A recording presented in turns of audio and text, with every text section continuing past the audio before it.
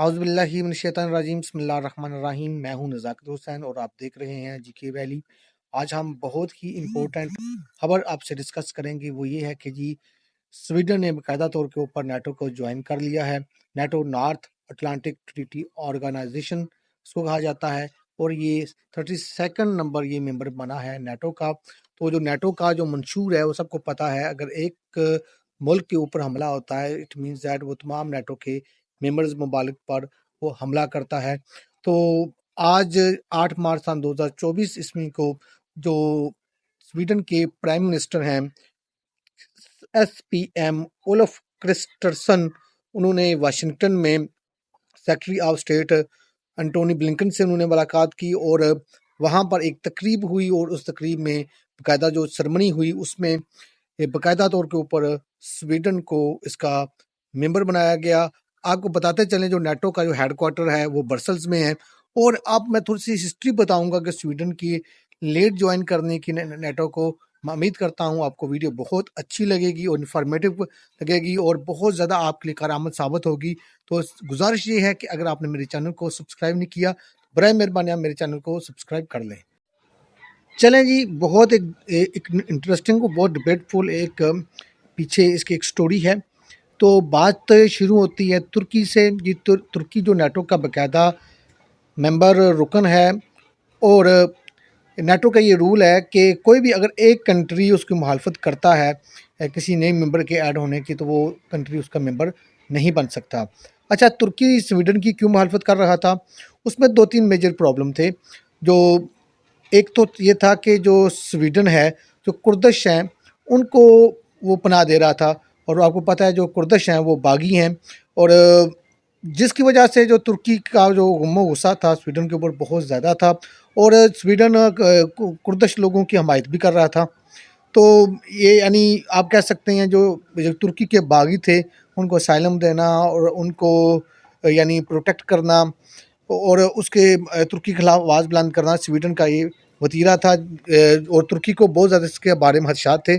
پہلے وہ یہ کہہ رہے تھے کہ اگر سویڈن نے ممبر بنا ہے تو کردش جو لوگوں کی حمایت وہ ترک کر دیں، اور ان کو اسائلم دینا وہ ختم کر دیں، ان کو ہمارے حوالے کریں۔ نمبر 1 یہ بات تھی۔ دوسری چیز وہ جو ترکی ابھی چاہتا تھا مجھے یورپی یونین میں شامل کیا جائے، تو یہ بھی تھا۔ اور نمبر 3 یہ ایک اور مسئلہ ہوا، وہ یہ ہوا تھا کہ ترکی نے امریکہ سے ڈیل کی تھی F-16 جو تھنڈر جو طیارے ہیں، تو وار پلین، تو US 23 بلین کی تھی۔ لیکن ترکی نے اس دوران کیا کیا کہ رشیا سے S-400 جو میزائل ڈیفنس سسٹم ہے وہ پرچیز کر لیا۔ اب امریکہ نے وہ ایک پابندی لگا رکھی ہے، رشیا سے کوئی بندہ کوئی تجارت نہیں کر سکتا، خاص طور کے اوپر اسلحے کے حوالے سے۔ تو امریکہ نے ترکی کو وہ S-400 جو تھا، اور امریکہ نے F-16 جو دینے تھے ترکی کو، وہ کہا میں نہیں دوں گا۔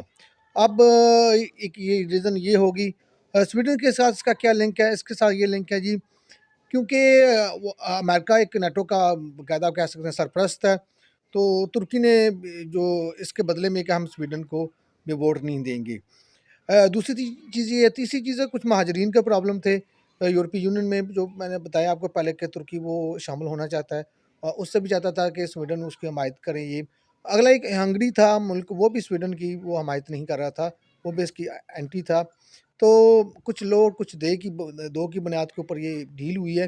اب امریکہ نے یہ کیا کہ F-16 جو ہیں جو وار پلان دینے تھے وہ بحال کیے، ان کو کہا کہ میں آپ کو دوں گا۔